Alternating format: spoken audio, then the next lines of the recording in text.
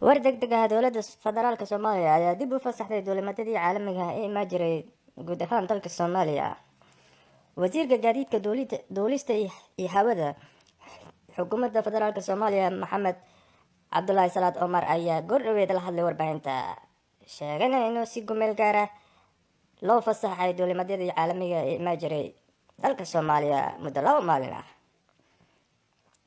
si loo soo qaado muwaadiniin soomaaliyeed ku xayiran wadamada imaaraadka, etoobiya iyo turkiga iyo wadamo kale caalami ah. kadibna 2 maalin markay dhammaato dib usii socod doonto xayiraadii saarneed duulimadadii caalamiga ah si looga hortago cudurka dilaaga ah ee faafay adduunkana ku faafay ee coronavirus.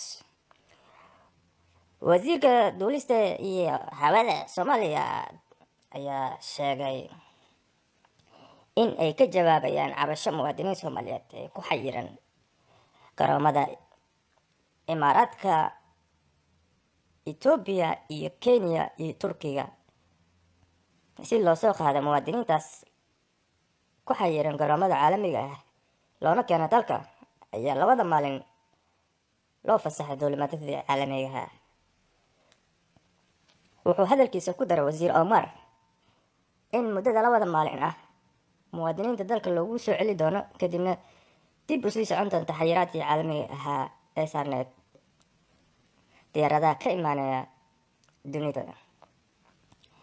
sidoo kale waxaa weli xayiraad saaran diyaaradihii keeni jiray qaadka kana imaan jiray wadanka dariska nahne ee kenya